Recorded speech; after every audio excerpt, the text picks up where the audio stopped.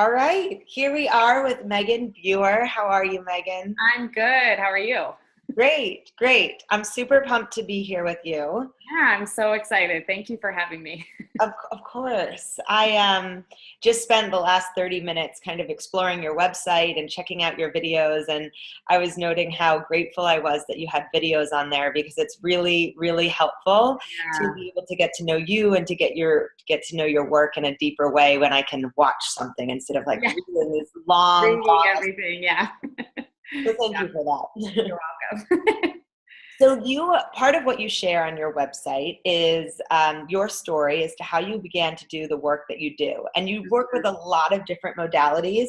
So instead of just saying, this is Megan and she is a da-da-da-da, Yeah. I'm going to kind of let you explain that because you have this really fantastic story of why you got into this work in regards to first supporting your son, and then how that ended up in turn supporting your health, and then it became your business and your Yeah. work.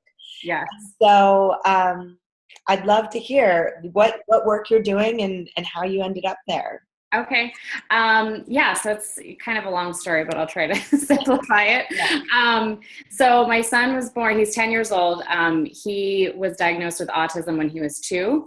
And then at that point, we were like totally mainstream, like we didn't have any idea that there was even an alternative type of way to take care of ourselves.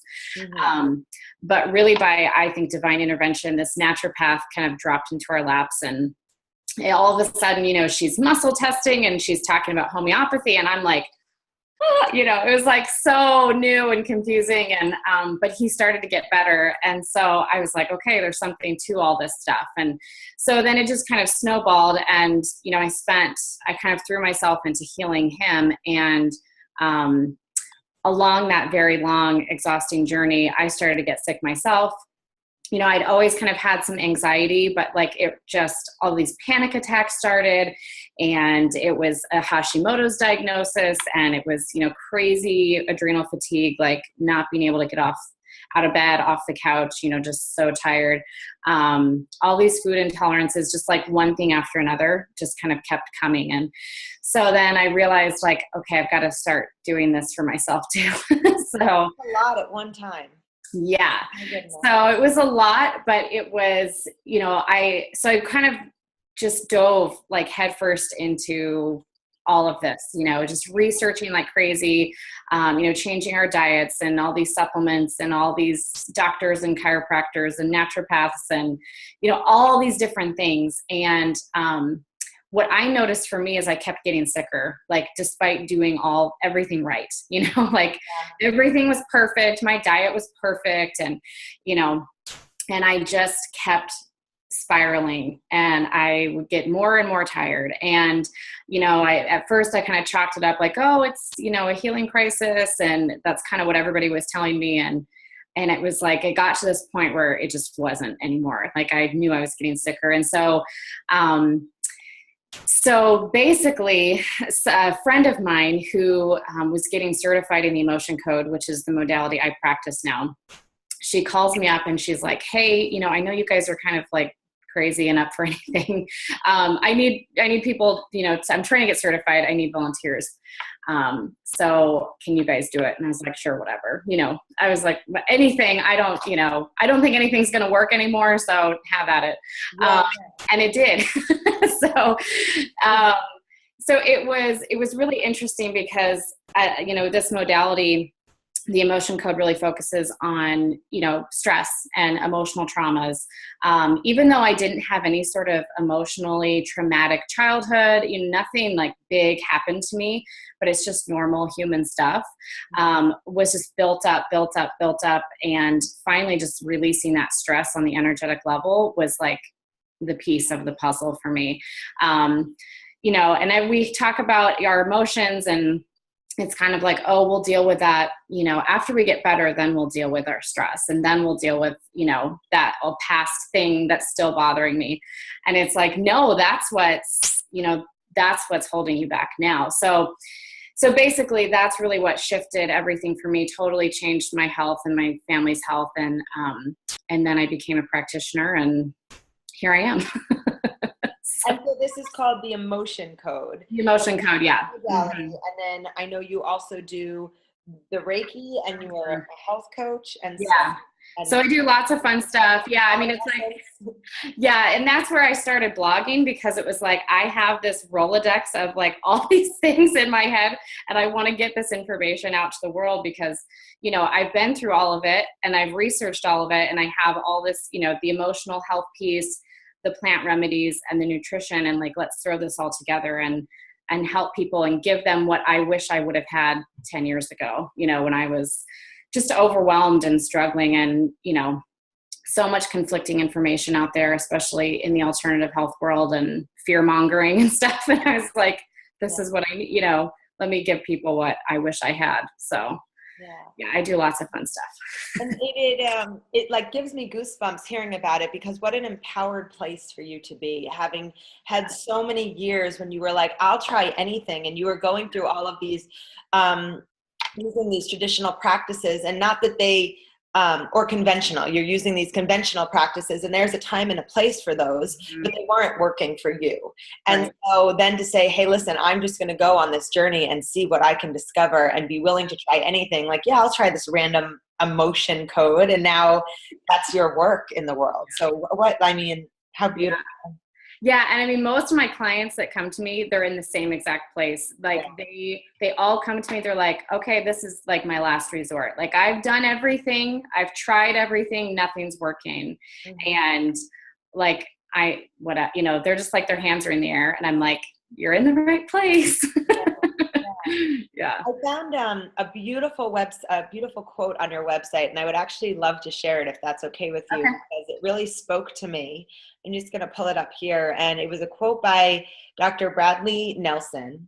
And it says, "The only way we can change this world and bring it to a higher level of civilization is through changing the inhabitants of this earth, one at a time. By helping people to shed their emotional baggage, we transform them back into the pure spirits that they should be, and they become empowered to become who God intended them to become. Their pains and phobias, their addictions and self-defeating behaviors fall away, and the pure essence of each individual shines forth from each heart, filling the immensity of space. This is how the world will change. I guarantee you, it will be one person at a time." And I love that. And you speak a lot about you're not broken. Yeah. And I mean, again, goosebumps. Like, what a strong foundation to be working upon, is that you are not broken. And in your video, you said, my work is to help you remember. Remember the power, and, you know, these are now my words, but like the power and the vibrance and the vitality and the health that you came into this world with. So what is that in your words, instead of the Carly filter? Yeah. I mean, you know, it was interesting. I was on this journey, and I had started with the Emotion Code. And so I was working with my practitioner, and felt like I'd been making a lot of progress, but was still kind of falling back into some of these old patterns of sickness. And I realized one day, I don't even know what I was doing, if I was meditating or just, I don't know, outside playing with my kids or something. All of a sudden I realized, oh my gosh, like, I know why I can't just finally let this go. It's because I think there's something wrong with me. Like, in the core, I have this belief system that there's something wrong with me. So if I believe that, then something is always going to be wrong with me. And so all of it was like this light bulb went off, and it was like, oh my gosh, like, I think something's wrong with me. And so it was really about, at that point, working on clearing the blocks and, you know, just all that stuff around that, you know, changing the way I think about myself and changing the way everything. I changed everything. And it was like, okay, I'm not broken. I'm okay. And so when you have that belief that there's nothing wrong with you, then it completely transforms your whole life. And again, you know, my clients come to me and they feel broken. Like, they've been through the mud and they have been sick for a long time, and they've done all these things and nothing's working. So obviously something must be wrong with them. And I'm like, no. That's why you are where you are, is thinking that there's something wrong with you. And, you know, I think we're all here. We have these missions to complete. We have, we're here to have joy. We're here to thrive. And we have these old belief systems, wherever they came from, it doesn't matter, that we have to keep fixing ourselves and there's something wrong with us. And there's not. Yeah. That's simple. And so when people come to you then, they're coming, so it sounds like definitely they're coming for anxiety. So they're coming to get the Megan work of health coaching, of Reiki, of healing energy work, and of the emotion code. But they're coming for a wide array of reasons. People are coming for anxiety. There was a girl who came with her little baby who wouldn't lay on her back, and she said after one session she was laying on her back. So I think that like this energy work can sometimes feel like it's hard to grasp, it's hard to understand. So like what is the why? Like what are people coming to you for overall? They come to me for pretty much anything. And because I tell people this, I'm like, I have people in my office for runny noses and for cancer and anything in between.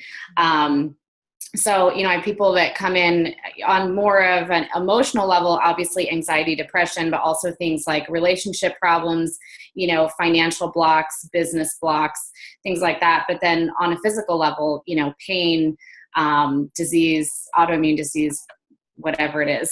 So I've got quite an array from, I've actually worked on children in utero before, like to, hospice care on the way out. I mean, so it's really kind of an open door. Wow. Crazy. Yeah. And so you're with the health coaching side of it, the nutrition comes in through that avenue. Do you work with people? So mostly my clients are emotion code clients. That's pretty much what we do unless they ask for certain other things. So I bring in the nutritional piece, and my philosophy, I think, on nutrition is to drop the rules and to just be intuitive. And because I've been there, and that's, again, where most of my clients are. It's like they've done all the research, they've tried all the diets, and they're totally stressed out about what food is good and what food is bad and what am I intolerant to, what am I not intolerant to. And it just gets so stressful. And I just look at them and I'm like, it's the stress. Like, that's way worse for you than the food. So just eat and enjoy it, and drop the rules, like put the diet book away and just make peace with the food. So that's really something I try to promote to my clients too. Yeah. It's just making me think about this, and I don't really know what your opinion is, but there's eating for weight loss, right? And a lot of people they're eating for weight loss. So they're either like restricting calories or they're restricting a sort of macronutrient that the body needs. And so, you can lose weight, right? If your goal is to lose weight, you can lose weight by restriction and leaving certain things out, whatever it might be. But overall, at least my opinion, and it sounds like yours might be, is that we want to eat for wellness. We want to eat for radiant vitality. And no one says that we need to be a size 0 in order for that to happen. Like, I don't think that every single body is so individual and is meant to be expressed in a certain way. Yeah. And so, when it comes to food choices, I always encourage people to think, how can you really nourish and fuel your body? Because your body will find its natural weight along the way. So there's two separate worlds, which is like eating for weight loss, and then there's eating for radiant and vibrant wellness. And at some point when you start eating for wellness and vitality, the weight loss will come. It happens. Using weight loss as a goal when it comes to food always feels like just like shooting yourself in the foot. Oh yeah. I mean, totally. I mean, I've been through all this, and my weight fluctuates throughout the years, and I've just had to make peace with it, because when I was the sickest, this is like, I mean, literally not getting off the couch, couldn't take care of my kids. Like, my mom had to come in and help. I mean, it was bad. Mm-hmm. I was eating perfect, quote unquote perfect. I had it was the low carb, all this junk. And I was skinny, awesome, but I couldn't get off the couch. So what does it matter? Yeah. Like, I can't go show it off anyways. So, and then I started eating again, and eating foods that I enjoy, and I put on some weight, and I've never felt better. I mean, I've never had more energy in my life. So I don't really care. Yeah. But what does that mean? Like, eating, when when you say eating foods that you enjoy, is that, what does that mean? Does that mean eating? Yeah, I guess, what does that mean? It's really different every day. I try really hard to get away from the names of, like vegan or paleo or whatever, because honestly, it changes every day. So for me, where I feel most comfortable is more of a vegetarian, vegan type of diet. But I definitely, like, if I wake up and I crave eggs, I'm going to eat eggs. Like, it doesn't bother me. I don't feel like, oh, I'm being bad, or I'm, like, no. I know from your website and your work that it's, of course, a whole food focus, right? Right. Yeah. I mean, real food, obviously. But again, if I'm out, like, I'm going to go enjoy myself and go to a restaurant with my kids, rather than like worrying about, oh my gosh, like what's in there, because that's just stressful. And I mean, I was just telling a client this the other day, I was just like, take two people at a meal. One is eating like organic, local, non-GMO, wonderful salad, and they're feeling resentful and they're feeling angry. And then you take another person eating, takeout pizza or something and a soda, and they're just like really enjoying it, and they're happy and they're peaceful and they're grateful for that food. I swear that pizza is going to be better assimilated for that person than the salad. As long as it's not every meal. Right. Right. So, it's like there is this element of gratitude, and that's what I tell people. It's like, just try to put the diet book down and just be grateful, like that you have access to food 24/7. And don't worry about the good and bad list, and just like tune in. What do you want? And again, for me, it's different every day. Like some days I wake up and all I want is smoothies. And then the next day I want eggs. And then the next day I want oats. Like, it's okay, and just listening to what your body actually wants for fuel, rather than what somebody else is telling you is good or bad, or, what maybe your tongue wants for fuel. No kidding. Cool. Yeah. Well, sorry to bring us on that tangent, but it's good. It's all good. But so just coming back to your ebook for a second, it's called Keys to Calm. Mm-hmm. I wrote it down. The Secrets of Healing Anxiety. Are there any kind of takeaway, or can you give us a little insight into some of the things that you share in that book? Because anxiety is something that I know that a lot of clients that I work with, some of my family members, it's just really close to home in regards to people being affected by anxiety on a daily level because of our modern world and the pace of life. And like you said, like there's nothing wrong. It's just being a human. Right. And so I'm curious of course, I would love to read that book. When I saw it, I'm like, need to check that out. Yeah. But I'm curious if there's any like takeaways that really stand out that you could share with us. Yeah, definitely. I mean, right now on my blog, I have a few things where I'm doing a lot of excerpts from the book. So there are some videos and tools that people can go use. But basically it's my journey, because, once I kind of healed my anxiety and the autoimmune disease and everything, and then I started seeing clients, it was like everybody would come to me and they would have this list of things that they wanted to work on. But always right at the bottom of that list was, and anxiety. Yeah. Like that was, and for everybody, it was like, oh yeah, of course I'm anxious. Like, everybody. So I was like, I need to help people with this. So the ebook is basically my story and going throughout all these different experiences that I had, just with panic attacks and all that kind of really fun stuff, and how I healed that. And again, the focus of my work is the emotional health and the plant remedies and the intuitive nutrition. And so I go through each of those and, and just explain, give them tools, give people tools. So, let me trying to think, like I'll pull a tip maybe from each of those sections. The nutritional piece, again, what we already talked about is really taking the stress away. Because I think a lot of people have just anxiety around food, just food anxiety from this journey to health has given people anxiety. Like every time you sit down, like, oh my gosh, is this going to make me fat or give me cancer or whatever? So there's a piece about that, about, just taking the anxiety away and making sure that you're eating enough.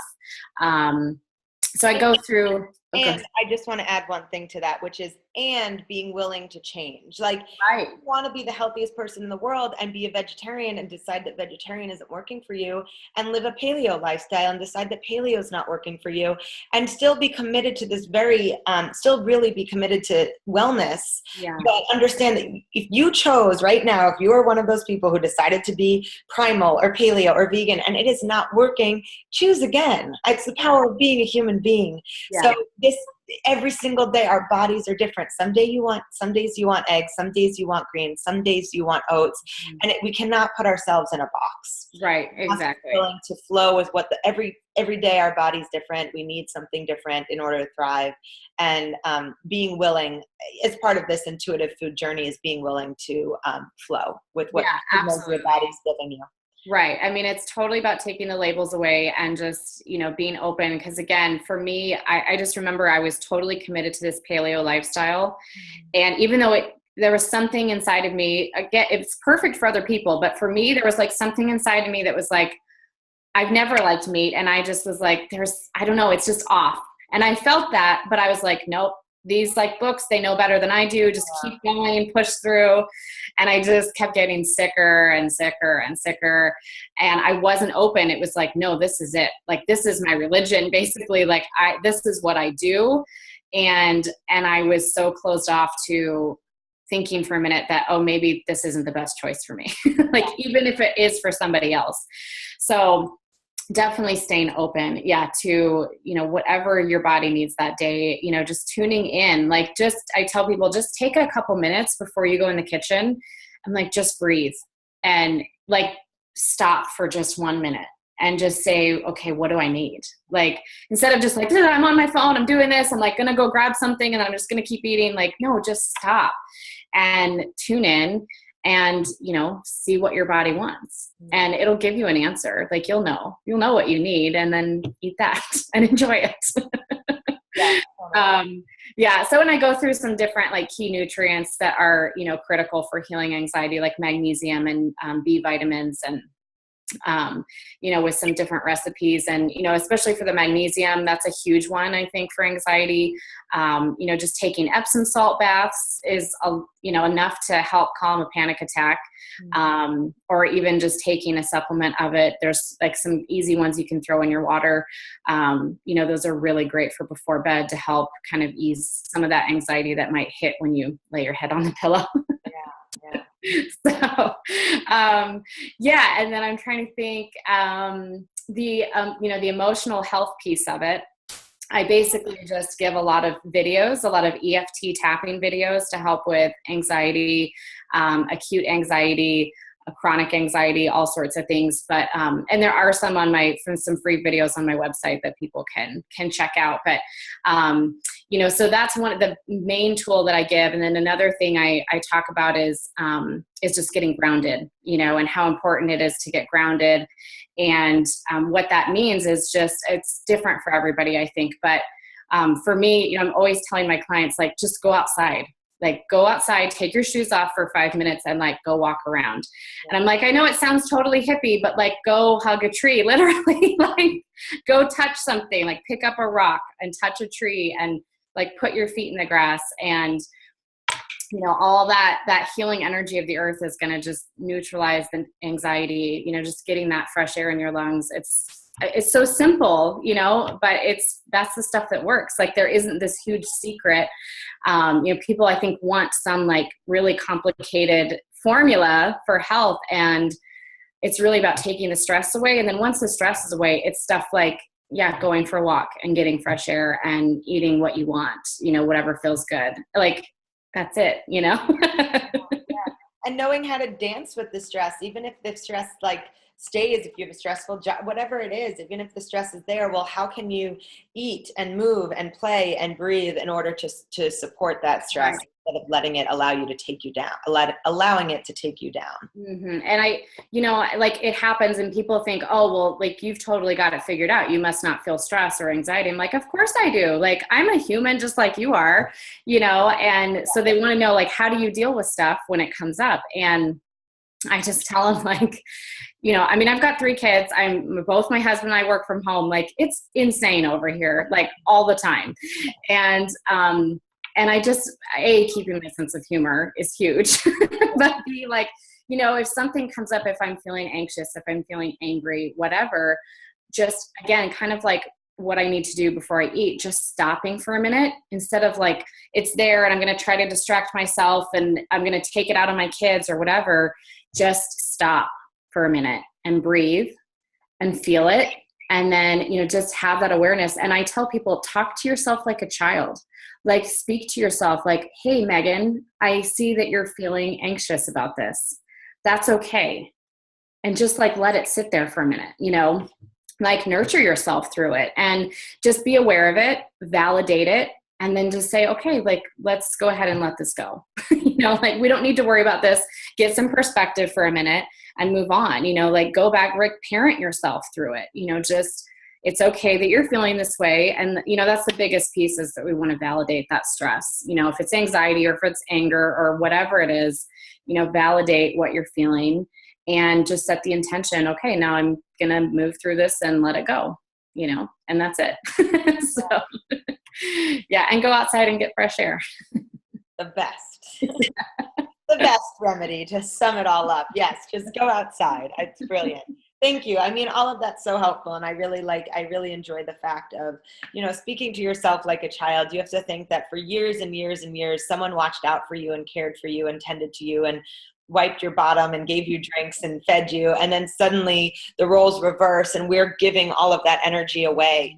And so you still have to fill yourself up and take care of yourself and make sure that you're all is good right here so that you have more of yourself to share with other people. Exactly. Yeah. I mean, if you're a mom with kids or if it's your business or your spouse or whatever, whoever that energy is kind of going out to, I mean, that's the most important piece is don't get lost in it, and that's where I think, my son coming into the world with all of these things that needed attention, I lost myself in that completely. I stopped taking care of myself. I wasn't even in my body. I mean, I was just like so entrenched in healing him that I completely forgot that I was a person and that I had needs and that, and that comes out as anxiety. That shows itself as anxiety or anger or overwhelm. And those are your signs, the emotions that come up. It's a signal, like it's a message from your body, that,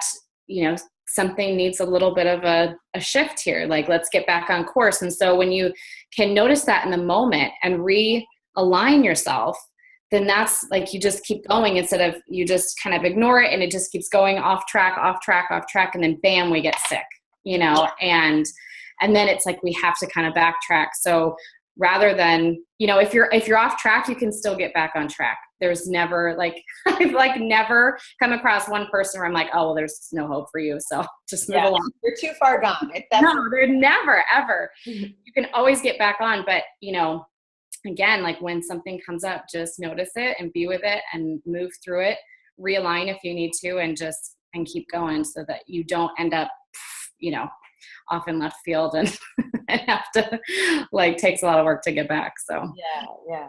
Oh, amazing. Thank you for all of that wonderful information.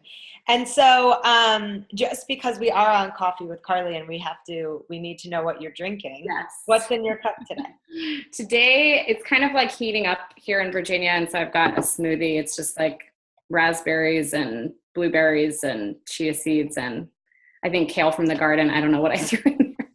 I've been drinking it all morning, but it's yummy. Yeah. That's how my smoothies come together. I'll take that. Yeah. I know. I'm like, okay, what's here? Just throw it in and blend. Beautiful. All right, Megan, thank you so much for your time and all of the wonderful information that you shared. Yeah, you're welcome. Thank you so much for having me. It's been fun. I'll put the links to your website, to your ebook. Is there any other resources that I can share with people for now? I mean, so the Keys to Calm, that one launches in 2 weeks. So that one's not out yet. I have another ebook called The Handbook for Healing. And that one is just basically taking all these big concepts of health and simplifying them into bite-sized pieces. So it's basically all the things I did to heal myself of, autoimmune disease and the adrenal fatigue and the food intolerances and the da-da-da-da-da. So I have that too. Okay, cool. I'll put all the links below this video on the YouTube channel then. Awesome. Thank you. All You're welcome. I'll talk to you later. right. Bye-bye. Bye.